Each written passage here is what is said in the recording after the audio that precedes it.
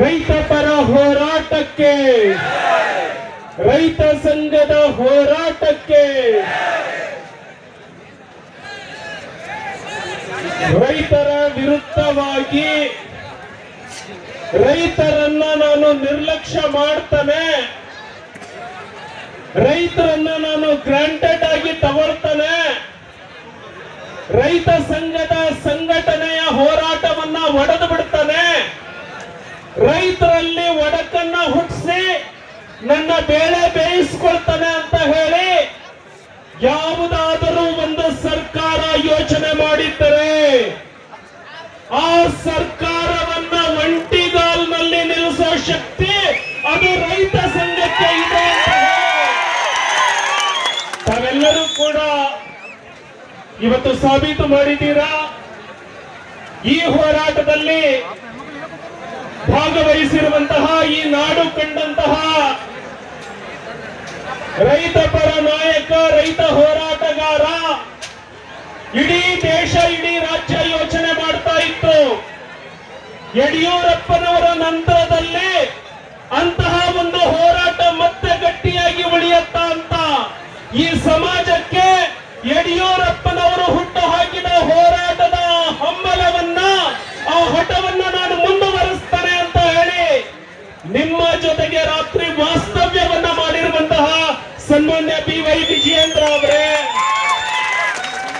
ಈ ಒಂದು ಹೋರಾಟದ ನೇತೃತ್ವವನ್ನ ವಹಿಸಿರುವಂತಹ ಪರಮ ಪೂಜ್ಯರು, ಆಧ್ಯಾತ್ಮಿಕ ಜೀವಿಗಳು ಆಗಿರುವಂತಹ ಶಶಿಕಾಂತ್ ಗುರೂಜಿ ಅವರೇ, ಈ ಹೋರಾಟದ ನೇತೃತ್ವವನ್ನ ವಹಿಸಿರುವಂತಹ ನನ್ನ ಆತ್ಮೀಯ ಸ್ನೇಹಿತರಾಗಿರುವಂತಹ ಚೂನಪ್ಪ ಪೂಜಾರಿ ಅವರೇ, ಈ ಹೋರಾಟದಲ್ಲಿ ನಿರಂತರವಾಗಿ ಬೆಂಬಲವನ್ನ ಸೂಚಿಸಿ ಇದ್ದಂತಹ ಮುತ್ತೇಶ್ವರ ಸ್ವಾಮೀಜಿ ಅವರೇ,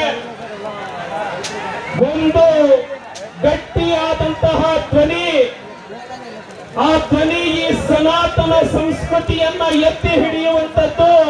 ಅವತ್ತು ಅವರು ಕೂಡ ಏನು ಹೋರಾಟದ ದಿಕ್ಕನ್ನ ರೂಪಿಸಿದ್ರು, ಇವತ್ತು ನಿಮ್ಮೊಟ್ಟಿಗೆ ಹೋರಾಟದಲ್ಲಿ ಪಾಲ್ಗೊಂಡಿರುವಂತಹ ಹಿರಿಯರಾದ ಪ್ರಮೋದ್ ಮುತಾಲಿಕ್ ಅವರೇ, ಸನ್ಮಾನ್ಯ ಈರಣ್ಣ ಕಡಾಡಿ ಅವರೇ, ಶಶಿಕಾಂತ್ ನಾಯಕ್ ಅವರೇ, ಜಿಲ್ಲಾಧ್ಯಕ್ಷರಾಗಿರುವಂತಹ ಸನ್ಮಾನ್ಯ ಸುಭಾಷ್ ಪಾಟೀಲ್ ಅವರೇ, ರಾಜ್ಯ ಕಾರ್ಯದರ್ಶಿಗಳಾಗಿರುವಂತಹ ಶರಣು ತಳ್ಳಿಕೇರಿ ಅವರೇ, ಇನ್ನೊಬ್ಬ ರಾಜ್ಯ ಕಾರ್ಯದರ್ಶಿಗಳಾಗಿರುವಂತಹ ಸನ್ಮಾನ್ಯ ತಮೇಶ್ ಗೌಡ ಅವರೇ, ಕೆಂಪಣ್ಣ ಅಂಗಡಿ ಅವರೇ, ಎಲ್ಲ ಹೋರಾಟದ ಬಂಧುಗಳೇ,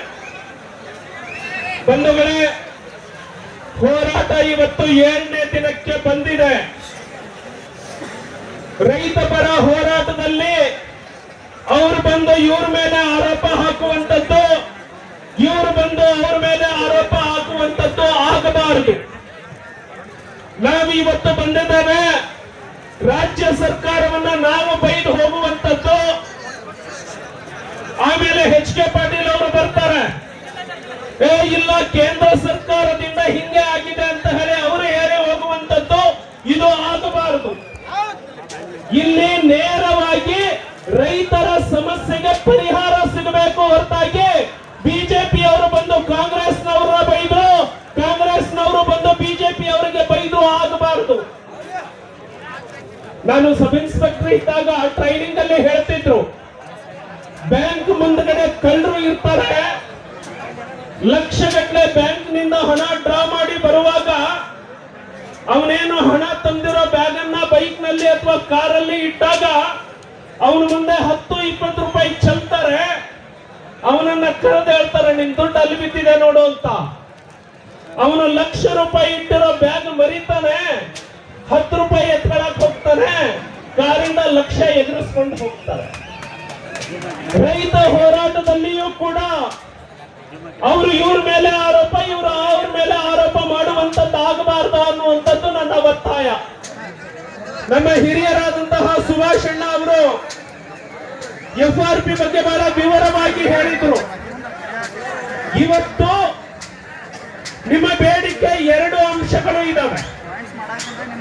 ಮೊದಲನೇದು ನಿಮ್ಮ ಬೇಡಿಕೆ ಏನು ಅಂದ್ರೆ, ನಾವೇನು ಕಷ್ಟಪಟ್ಟು ಬೆಳೆದಿದ್ದೇವೆ, ನಮ್ಮ ಕಬ್ಬಿಗೆ 3,500 ರೂಪಾಯಿ ಘೋಷಣೆ ಮಾಡಬೇಕು ಅನ್ನುವಂಥದ್ದು ಮೊದಲ ಬೇಡಿಕೆ. ಹೌದಾ ಅಲ್ಲೋ? ಎರಡನೇ ಬೇಡಿಕೆ ಇರುವಂತದ್ದು, ಕೇಂದ್ರ ಸರ್ಕಾರ FRP ಸ್ಲ್ಯಾಬ್ ಅನ್ನ ಹೆಚ್ಚು ಮಾಡಬೇಕು. 9.5 ಗೆ ಇದ್ದಿದ್ದನ್ನ 10.25 ಗೆ ತಂದಿದೆ. ಅದಕ್ಕೆ ಮತ್ತೆ ಪುನಃ 9.5 ಗೆ ಬರಬೇಕು ಅನ್ನುವಂಥದ್ದು ಎರಡು ಬೇಡಿಕೆ. ಸರಿ ಇದೆ ಅಲ್ವಾ ಬಂಧುಗಳೇ? FRP ಬಗ್ಗೆ ನಿಮ್ಮ ಬೇಡಿಕೆ ಏನಿದೆ ಅದಕ್ಕೆ ಸಂಪೂರ್ಣವಾದಂತಹ ಧ್ವನಿಯನ್ನ ಕೊಡಿಸ್ತವೆ. ಬಿಜೆಪಿ ಘಟಕದ ರಾಜ್ಯ ಅಧ್ಯಕ್ಷರು ಇದ್ದಾರೆ. FRP ಯಲ್ಲಿ ನಿಮಗೇನು ಅನ್ಯಾಯ ಆಗಿದೆ ಆ ಅನ್ಯಾಯವನ್ನ ಸರಿಪಡಿಸಲಿಕ್ಕೆ ಪ್ರಾಮಾಣಿಕವಾದಂತಹ ಪ್ರಯತ್ನವನ್ನ ಸನ್ಮಾನ್ಯ BY ವಿಜಯೇಂದ್ರ ಅವರ ನೇತೃತ್ವದಲ್ಲಿ ನಾವು ಸಂಪೂರ್ಣ ನಿಮ್ಮ ಜೊತೆಗೆ ಮಾಡ್ತೇವೆ ಅಂತ ಹೇಳಿ ನಾವು ಮಾತನ್ನ ಕೊಡ್ತಾ ಇದ್ದೇವೆ. ಈಗ ಸನ್ಮಾನ್ಯ HK ಪಾಟೀಲ್ ಅವರು ಬರ್ತಾರೆ. HK ಪಾಟೀಲ್ ಅವರು FRP ಹೆಚ್ಚು ಮಾಡ್ಲಿ ನಾವು ಕೊಡ್ತೀವಿ ಅಂತ ಹೇಳಿ ಬ್ಯಾಂಕ್ ಮುಂದೆ ನೋಟ್ ಮುಗಿತಲ್ಲ 10 ರೂಪಾಯಿದು, ಆ ರೀತಿ ಪ್ರಯತ್ನವನ್ನ ಮಾಡಬಹುದು.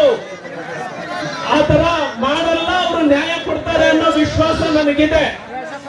ನಾನೀಗ ನಿಮಗೆ ಎರಡು ಅಂಶವನ್ನ ಗಮನಕ್ಕೆ ತರ್ತಾರೆ. ಈಗ ಇರುವಂತಹ FRP ಜಾರಿಯಲ್ಲಿದೆ.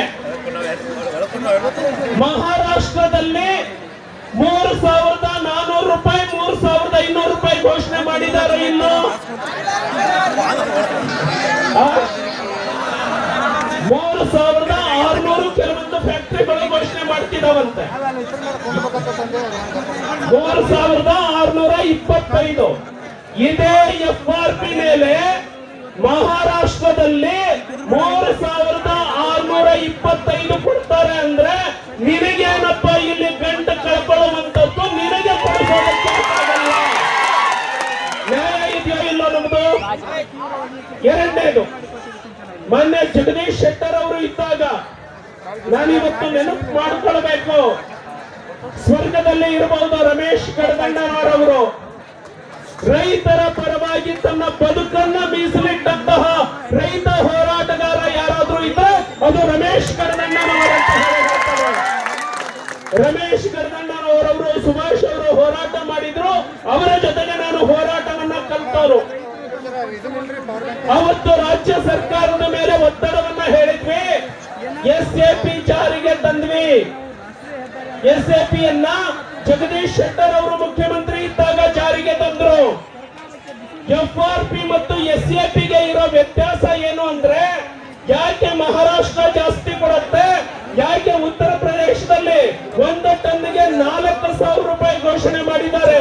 ಯೋಗಿ ಆದಿತ್ಯನಾಥ್ ಇದೇ FRP ಇದ್ರೂ ಕೂಡ 1 ಟನ್ಗೆ 4,000 ರೂಪಾಯಿ ಉತ್ತರ ಪ್ರದೇಶದಲ್ಲಿ ಕೊಟ್ಟಿದ್ದಾರೆ. ಯಾಕೆ ಅಂದ್ರೆ SAP ಜಾರಿಯಲ್ಲಿದೆ. ಜಗದೀಶ್ ಶೆಟ್ಟರ್ ಅವರು ಕರ್ನಾಟಕದಲ್ಲಿ ಕೂಡ ಜಾರಿಗೆ ತಂದಿದ್ದಾರೆ. ಕಬ್ಬು ಖರೀದಿ ನಿಯಂತ್ರಣ ಮಂಡಳಿ ಅಂತ ಹೇಳಿ ಒಂದು ಸ್ಥಾಪನೆಯನ್ನ ಮಾಡಿದ್ರು. ಇಲ್ಲಿ ನಮ್ಮ ರಾಮನಗೌಡರ ಸದಸ್ಯರಿದ್ರು, ಸುಭಾಷಣ್ಣ ನೀವು ಸದಸ್ಯರಿದ್ರಿ. ಮೀಟಿಂಗ್ ಮಾಡಿದ್ರು, ಹೌದಾ ಅಲ್ಲ? ಪ್ರಕಾಶ್ ಹುಕ್ಕೇರಿ ಅವರು ಅವತ್ತು ಮೀಟಿಂಗ್ ಮಾಡಿದ್ರು. ಆ ನಂತರದಲ್ಲಿ ಜಗದೀಶ್ ಶೆಟ್ಟರ್ ನಂತರದಲ್ಲಿ ಕಬ್ಬು ಖರೀದಿ ಮಂಡಳಿ ಈ ಸರ್ಕಾರ ಬಂದ ಮೇಲೆ ರೈತರನ್ನ ಕರೆದು ಕಬ್ಬು ಖರೀದಿ ಮಂಡಳಿಯ ತೀರ್ಮಾನವನ್ನ ಮೀಟಿಂಗ್ ಮಾಡಬೇಕಿತ್ತು. ಇಲ್ಲಿವರೆಗೆ ಈ ಸರ್ಕಾರ ಯಾಕೆ ಆ ಮೀಟಿಂಗ್ ಮಾಡಿಲ್ಲ ಅಂತ ಹೇಳಿ ನಾನು ಸರ್ಕಾರಕ್ಕೆ ಪ್ರಶ್ನೆ ಮಾಡ್ತೇನೆ. ಅದಕ್ಕಾಗಿ ಇವತ್ತು ಗುರ್ಲಾಪುರದಲ್ಲಿ ಹೋರಾಟ ನಡೀತಾ ಇದೆ. ಹಾಗಾಗಿ ಸರ್ಕಾರ ಮಾಡುವಂತಹ ಆ ಮಂಡಳಿಯ ಮೀಟಿಂಗ್ ಅನ್ನ ಕ್ಯಾನ್ಸಲ್ ಮಾಡಿ ಫ್ಯಾಕ್ಟರಿ ಲಾಬಿಗಳಿಗೆ ಈ ಸರ್ಕಾರ ಮಣಿದಿದೆ.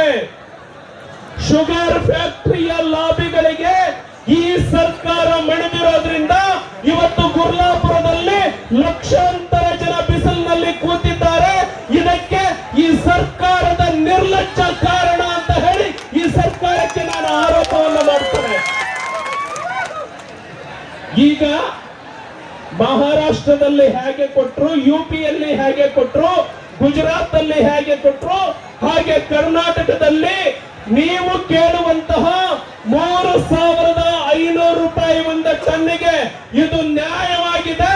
ಅವರು ಕೊಡ್ಲೇಬೇಕು.